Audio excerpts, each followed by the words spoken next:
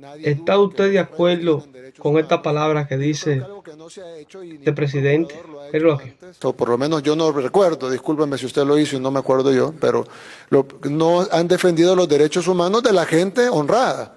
Generalmente defienden como que todo el enfoque de derechos humanos internacional o de las ONGs incluso esté enfocado en los derechos de los delincuentes, que tienen derechos. Nadie dice que los delincuentes no tienen derechos, pero ¿por qué el enfoque es siempre en los derechos de los delincuentes? Y la gran mayoría de la gente honrada, nadie le importan sus derechos. En este país pasamos 30 años siendo acribillados, asesinados, renteados, violados, extorsionados, amenazados, y viviendo en zozobra y nadie dijo nada, pero de repente agarran a los que matan, a los que rentean, a los que violan y de repente hay que ver los derechos humanos de ellos. Sí, tendrán derechos humanos, pero son más importantes los derechos humanos de la gente honrada y creo que eso es algo importante, procuradora, que debe de también investigarse y debe de también reportarse, porque si no, entonces no estamos hablando de derechos humanos, estamos hablando de derechos de los delincuentes, que creo que son dos cosas distintas. Derechos humanos son todos, y los derechos y las personas que no tienen sus derechos restringidos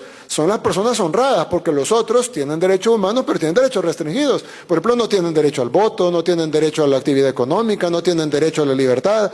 ¿Por qué cometieron un delito? Entonces, si se les restringe, en Estados Unidos algunos no tienen derecho a la vida porque les ponen a la silla eléctrica.